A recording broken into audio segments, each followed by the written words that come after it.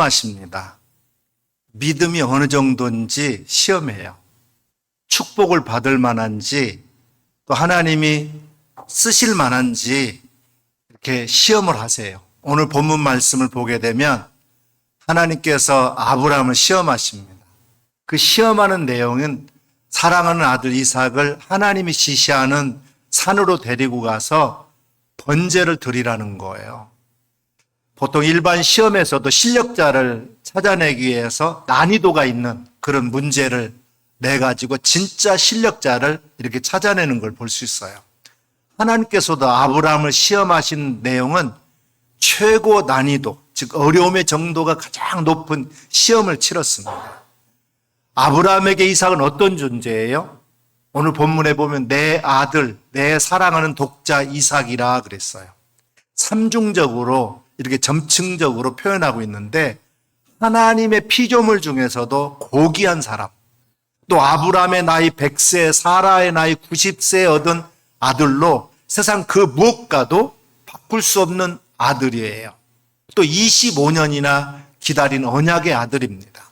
그것도 늙고 노쇠해서 자녀를 낳을 수 없는 상태에서 기적적으로 낳은 아들이에요.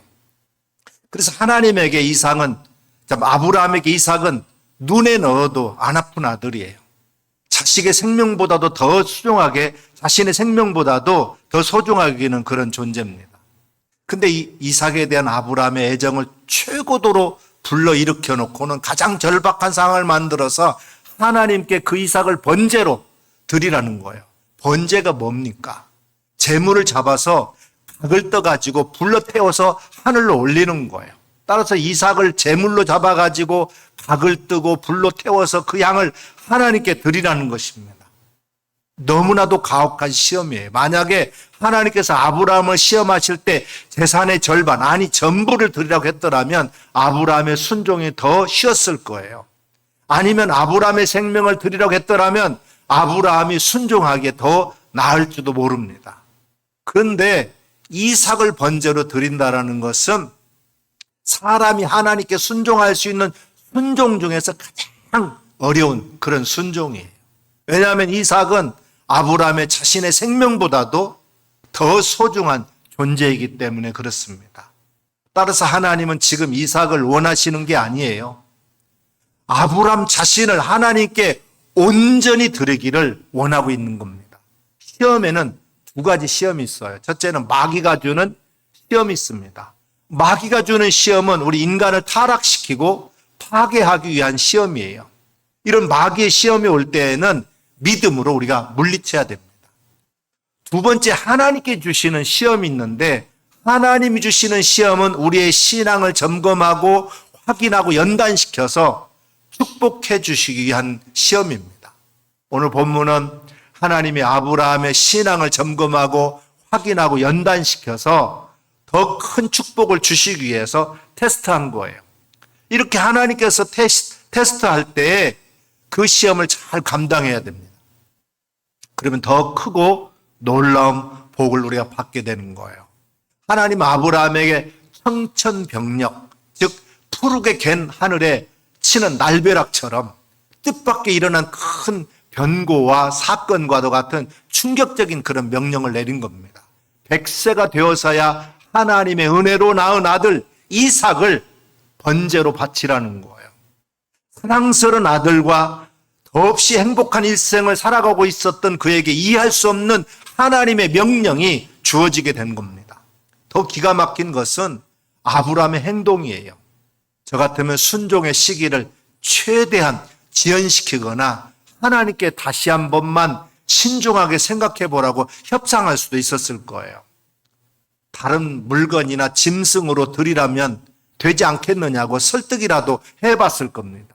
그런데 하나님께서 아브라함을 시험하실 때 아브라함이 어떻게 했습니까? 한마디로 하나님의 말씀에 100% 순종했어요. 아브라함의 순종을 보면 즉시 당장 순종했습니다. 오늘 본문 3절 말씀에 보게 되면 아브라함이 일찍 일어나 그랬어요. 하나님의 명령에 뭉그적거리지 않고 서둘렀다라는 거예요. 아브라함이 아침에 일찍 일어나서 두 사환과 함께 아들 이삭을 데리고 하나님이 지시한 산호를 향해서 즉시 당장 출발했어요. 하나님이 왜 그래야만 했을까 하는 이유를 묻지 않았습니다. 하나님, 생각할 시간 좀 주세요 하고 말하지 않았어요. 다른 것으로 대체하면 안 될까요? 라고 다른 방법을 찾지도 않았어요. 하나님 말씀대로 즉시 당장 순종했던 겁니다. 그렇다면 하나님이나 아브라함이 감정이 없는 존재일까요? 아브라함이 아무 생각 없는 사람일까요? 그렇지 않아요. 아브라함이 기쁜 마음으로 순종했다고 이해할 수는 없어요.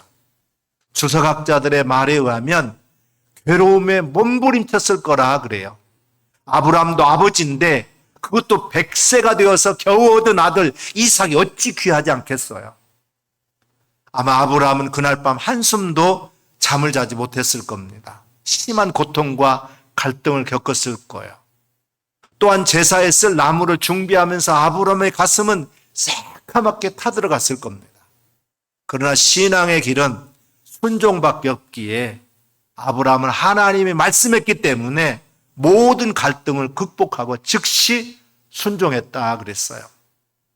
오늘 본문을 자세히 살펴보게 되면 아내인 사라와 의논하는 장면이 없습니다.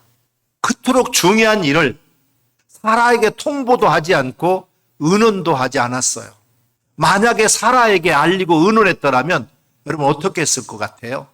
어쩌면 사라는 분명히 이삭을 죽이려면 나부터 죽이라고 악을 썼지도 모릅니다. 그래서 아브라함은 의논하지 않고 하나님 앞에 단순히 순종했어요. 종교학자 마틴 루터는 이런 말을 합니다. 진실한 믿음의 사람은 언제나 왜라고 묻지 않는다. 다만 예라고 대답할 뿐이다 그랬어요. 아브라함이 그랬습니다. 왜라고 묻지 않았습니다. 즉시 예, 아멘 하고 순종만 했다는 거예요. 어떤 사람이 길을 가다가 사거리를 만났습니다. 그는 동쪽으로 가고 싶었어요. 그래도 혹시 몰라서 지팡이가 가는 쪽으로 가야지 하고 지팡이를 던졌습니다. 근데 서쪽을 향하는 거예요.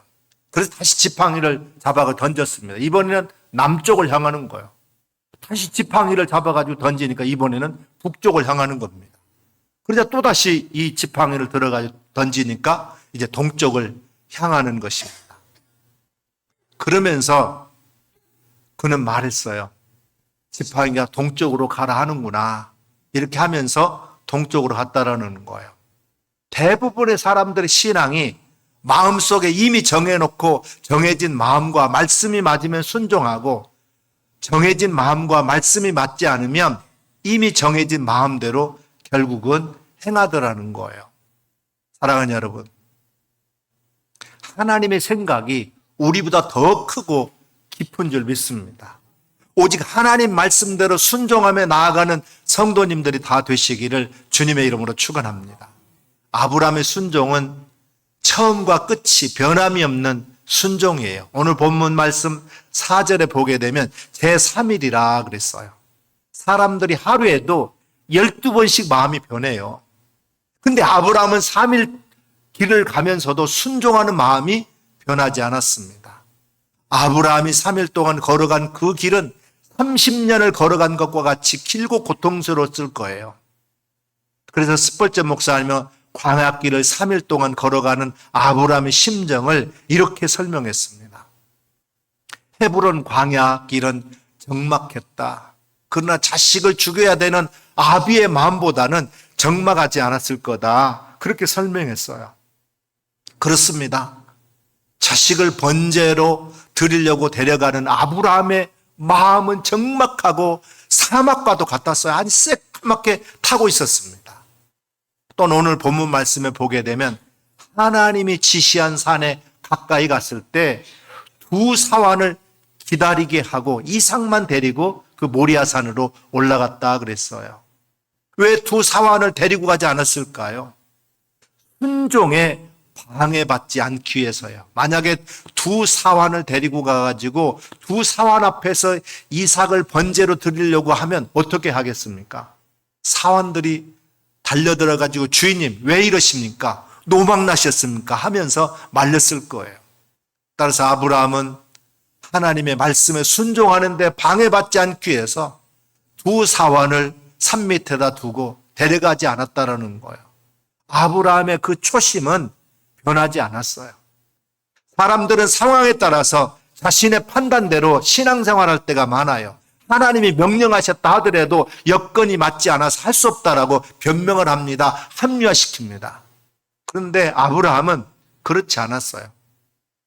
하나님의 말씀대로 순종하면서 나아갔습니다. 아브라함도 하나님께 얼마든지 상황 설명을 할 수 있었을 거예요. 하나님, 아내 때문에 도저히 안 되겠습니다. 하나님, 사환들이 말려서 안 되겠습니다. 하나님, 자식이 너무나 불쌍해서 안 되겠습니다. 이렇게 상황 설명을 하면서 자기 합리화를 할 수 있었을 거예요. 그러나 아브라함은 하나님의 말씀대로 순종하면서 3일 길을 갔어요. 번민하는 과정 속에서도 그 마음이 변하지 않았습니다.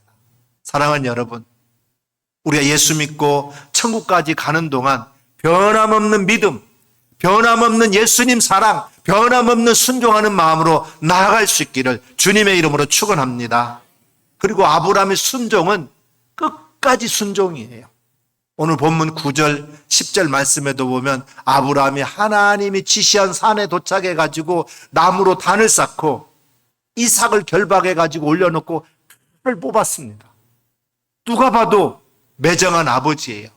오늘 10절 말씀에 보면 손을 내밀어 칼을 잡고 그랬어요. 이 말은 행동했다는 뜻이에요. 이미 실행에 옮겼다는 뜻입니다. 따라서 이삭을 번제로 드릴 뻔한 것이 아니라 이미 이삭을 번제로 드리고 있는 거예요. 그래서 아브라함은 하나님의 시험에 합격한 것입니다. 아브라함은 하나님의 말씀에 끝까지 순종해서 하나님의 시험에 합격했어요. 하나님은 왜 아브라함에게 이런 무리한 명령을 내리셨습니까? 그건 하나님께서 아브라함을 시험하기 위해서였어요. 그가 얼마나 하나님을 신뢰하는지, 얼마나 하나님을 의지하는지를 보기를 원했던 거예요. 근데 왜 굳이 시험까지 하셨을까요? 하나님께서 아브라함의 마음을 모르셨을까요? 하나님은 전능하신 분이시고 우리의 마음 깊은 데까지도 다 아시는 분인데 시험 안 해도 아브라함의 마음 정도는 다 들여다볼 수 있지 않겠습니까? 맞아요. 하나님은 다 아십니다. 아브라함의 믿음도 아시고 오늘 우리의 믿음도 아시는 분, 우리의 영혼 깊은 것까지 다 통달하시는 하나님이세요. 근데 굳이 왜 아브라함을 시험하셨을까요? 사실 시험은 하나님을 위한 것이 아니라 아브라함을 위한 거였어요. 하나님께 대한 아브라함의 믿음을 마음으로만 아니라 행동으로 실천하기를 원하셨던 거예요. 아브라함이 고뇌 속에서도 명령에 순종함으로 하나님에 대한 자신의 마음을 깨닫고 점검하도록 하기 위한 거였습니다. 그 순종의 행위를 통해서 아브라함은 믿음의 훈련을 하게 했던 것입니다. 아브라함이 제단 위에서 이삭을 죽이려 할 때 하나님께서 천사를 통해서 다급하게 말씀합니다. 오늘 본문 우리가 읽진 않았지만 11절 12절에 보면 아브라함아 아브라함아 그 아이에게 내 손을 대지 말아라. 그에게 아무 일도 하지 말아라. 내가 내 아들 독자까지도 내게 아끼지 아니하였으니 이제야 네가 하나님을 경외하는 줄 아노라. 때로 우리는 시험과 고난 속에 빠지게 됩니다. 그 시험과 고난이 하나님이 주시는 것일 수도 있고 사단의 시험일 수도 있어요. 그런데 그때가 바로 우리의 믿음을 시험할 기회입니다. 우리는 고난의 때에 진짜 믿음을 봐요. 그리고 고난의 때 믿음의 훈련을 우리가 제대로 받게 되는 것입니다. 하나님은 아브라함에게 있어서 가장 중요한 존재인 그 아들을 건드렸던 거예요. 그가 소유한 재물이나 짐승들, 종들도 아니고 자기 자신보다 더 소중하게 여겼던 아들 이삭을 원하셨습니다. 하나님은 그런 이삭을 바치라고 했던 거예요. 그것은 아브라함의 전 인생을 바치라고 하는 명령과도 같은 것입니다. 사람은 극한 순간에 참 모습이 드러나게 됩니다. 이스라엘 백성들이 430년 동안 이집트에서 이제 노예 생활을 하면서 살다가 하나님은 모세를 통해서 그들을 탈출시켰습니다. 하나님은 수많은 이적을 통해서 바로의 마음을 흔드셨고 이스라엘을 성공적으로 광야로 나가도록 했어요. 그러나 그들의 광야 생활을 하면서 먹을 것과 마실 것이 부족함으로 인해서 불평과 불신앙에 빠지게 됩니다. 지금 광야 생활보다도 그들이 머물렀던 이집트의 고기 까마 곁이 더 그립다고 말합니다. 먹기만 하면 자유인이 아니라 종이라도 상관없고 힘들게 종살이해도 좋다고 얘기합니다. 이집트에서 가지고 나온 먹을 것이 떨어졌을 때 이스라엘 사람들의 반응이 어땠습니까? 먹고 사는 문제를 건드리니까 그들이 믿음 없음이 적나라하게 드러나는 걸 볼 수 있어요. 하나님의 기적들도 홍해를 갈라져 구원받은 그런 기억도 잊은 지 오래입니다. 참으로 어리석은 모습을 보여요. 오늘 우리의 모습이 이와 같지는 않습니까? 어떤 이들은 먹고 살기 힘들어서 신앙생활할 시간도 없다고 합니다. 또 어떤 이들은 먹고 사는 문제가 해결되면서 이제 하나님도 필요 없다라고 생각합니다.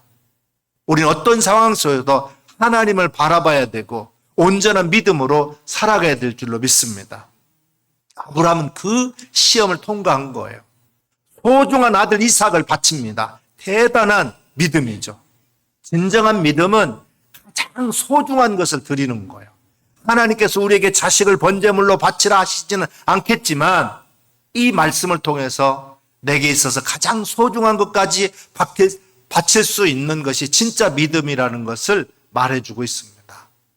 아브라함에게는 아들에 대한 사랑이 너무나 컸지만 하나님에 대한 신뢰가 더 컸기 때문에 그 명령을 이행할 수 있었던 거예요. 하나님은 그런 그의 믿음과 마음을 받으셨고 인정해 주셨던 거예요. 오늘 12절 내 아들 내 독자까지도 내게 아끼지 아니하였으니 내가 이제야 네가 하나님을 경외하는 줄을 아노라 그랬어요. 여러분, 여러분의 가장 소중한 것이 무엇입니까? 어렵지 않습니다. 제발 이것만은 건드리지 말았으면 좋겠다고 하는 생각이 드는 것이 바로 내가 가장 소중하게 여기는 거예요. 지금 한번 생각해 보세요. 여러분, 그것까지도 하나님께 드릴 수 있습니까? 내가 가진 것을 잃을지도 모른다는 두려움으로 크기보다는 하나님에 대한 신뢰 크기가 더 클 때 우리는 가장 소중한 그것까지 하나님께 드릴 수 있고 또 그것을 믿음이라고 부르는 것입니다. 하나님은 우리에게 완전한 순종을 원하세요. 우리는 하나님께 우리의 삶 전부를 드릴 수 있어야 됩니다. 예수님께서 제자들과 함께 베다니 시몬의 집에서 식사하실 때 한 여인이 매우 값진 나드향 한 옥합을 가지고 와가지고 그 옥합을 깨트려가지고 예수님의 머리에다 부었어요. 그걸 보면 몇몇 사람들 화를 내면서 그 향유를 허비한다라고 그 여인을 나무랍니다. 차라리 그 향유를 팔아 300데나리온을 팔아서 그 돈을 가난한 사람들에게 나눠주면 얼마나 좋느냐는 거예요. 그러나 예수님께서는 그 여인의 헌신을 칭찬합니다. 여인이 한 일은 앞으로 십자가 지실 예수님의 장례를 위하여 한 일이라 그렇게 말씀했어요. 그리고 복음이 전파되는 곳 어디에나 이 여인이 한 일도 전해질 것이라 그랬습니다. 예수님께서 그 여인의 마음을 받으셨던 거예요. 아주 값비싼 향유를 한 번에 깨뜨려서 예수님께 모두 붓는 행동은 제자들의 말처럼 아까울 수도 있어요. 그러나 그 여인이 값비싼 향유를 예수님께 모두 부은 것은 예수님에 대한 그 여인의 큰 사랑으로 인해서 행해진 일이었던 거예요. 분명 그 여인은 부자도 아니었고 또 사회적인 지위가 있는 여인도 아니었습니다. 그러나 그 여인은 그동안 아끼고 모으고 소중하게 보관했던 향유로 예수님을 섬겼던 거예요. 그것은 그녀에게 가장 귀한 거였고 그녀의 삶 전부를 드린 그런 행위였습니다. 그러므로 그 여인에게는 전혀 아까운 것이 아니었어요. 자신의 전부를 드린 여인의 행동은 예수님의 마음을 감동케 했던 것입니다. 하나님께서는 우리가 반쪽짜리가 아닌 완전한 순종을 하기 원하세요. 내 삶의 모든 순간 모든 부분이 아닌 순종할 만한 부분에서만 순종하고 있지 않습니까? 아브라함은 하나님에 대한 분명한 신뢰가 있었어요. 하나님께서는 순종하는 아브라함을 위해서 수양을 예비해 놨습니다. 아브라함은 숲을 사이에 하나님께서 예비한 수양을 잡아가지고 이삭 대신에 번제로 드리게 했습니다. 아브라함은 하나님께 감사의 제사를 드렸어요. 그리고 그곳 이름을 여호와 이레라 그렇게 불렀습니다. 바로 하나님께서 준비하신다는 그런 뜻이에요. 하나님 우리를 위해서 가장 좋은 것을 준비하고 계신 분이십니다. 우리 앞길을 예비하시고 또 인도하시는 분이에요. 황량한 광야에 길을 내시고 사막에 강을 내시는 하나님이십니다. 전능하신 하나님이세요. 아브라함이 그토록 순종하기 어려운 하나님의 말씀을 끝까지 순종할 수 있었던 동력은 우리 하나님을 전적으로 신뢰했기 때문에 그렇습니다. 하나님은 우리를 좋게 하시는 분이라고 믿었기 때문에 그래요. 서커스단에서 털이 많은 사자나 호랑이가 불이 붙은 링 속으로 뛰어넘는 것은 조련사를 신뢰하기 때문이라는 거예요. 조련사가 지시하는 대로 하면 불 속에 뛰어들어도 괜찮다고 하는 신뢰가 있었기 때문에 뛰어든다는 것입니다. 아브라함도 하나님을 신뢰했어요. 그래서 이삭을 번제로 드리라 하시는 하나님이 더 좋게 하시는 하나님이심을 신뢰했던 것입니다. 또한 아브라함의 순종의 동력은 부활신앙이었어요. 이삭을 하나님께 번제로 드리면 하나님께서 이삭을 다시 살리실 것이라고 하는 믿는 그런 부활신앙이 있었던 거예요. 오늘 본문 5절 말씀에 보게 되면 아이와 함께 다시 돌아오겠다 사환에게 그렇게 약속합니다. 이것은 하나님께서 이삭을 살리실 것을 그가 믿었기 때문에 이런 말을 한 거예요. 또 히브리서 11장 19절 말씀에 보게 되면 아브라함의 부활의 신앙을 이렇게 증거하고 있습니다. 그가 하나님이 능히 이삭을 죽은 자 가운데서 다시 살리실 줄을 생각한지라 비유컨대 죽은 자 가운데서 도로 받은 것이니라 그랬어요. 아브라함은 이삭을 하나님께 번제로 드리면 하나님께서 이삭을 다시 살리실 것을 믿었던 거예요. 이것이 부활 신앙입니다. 사실 이삭을 죽은 자 가운데 도로 받은 것이라 그랬습니다. 참으로 그는 위대한 신앙을 소유했던 거예요. 아브라함이 하나님을 신뢰하고 부활 신앙을 가지고 하나님의 말씀에 순종한 결과 하나님께서 어떻게 하셨습니까? 12절 말씀에 보게 되면 하나님께서 아브라함의 신앙을 먼저 인정했다는 거예요. 여호와를 경외하는 줄 알았노라. 여호와 경외학 박사학위를 그에게 이렇게 수여했던 거예요. 아브라함은 하나님께 인정받는 자가 되었습니다. 사랑하는 여러분, 하나님께 인정받는 자가 되시기를 주님의 이름으로 축원합니다. 17절 말씀에 보게 되면 하나님께서 아브라함에 큰 복을 주셨는데 하늘의 별같이 세상에서 가장 높은 지위와 권세를 누리는 자손의 축복을 주시겠다 약속했습니다. 바다의 모래같이 번성하고 대적의 성문을 차지하리라고 하는 승리의 복을 주셨어요. 엄청난 하나님의 축복을 아브라함은 받았습니다. 하나님께로부터 아브라함의 축복을 받은 모든 성도님들이 다 되시기를 주님의 이름으로 축원합니다. 아브라함은 하나님의 말씀에 절대적으로 100% 순종해서 복의 근원이 되었어요. 그리고 이삭은 평생을 평탄하게 살았습니다. 더 나아가서 그의 후손들은 땅에 번성하는 축복을 받았습니다. 사랑하는 여러분, 아브라함처럼 여러분 자신과 여러분의 자녀와 여러분의 후손이 하나님의 말씀에 순종해서 하나님의 권위 아래서 보호와 자유와 아브라함의 축복을 받아 누리는 모든 복된 성도님들이 다 되시기를 주님의 이름으로 축원합니다. 기도하겠습니다.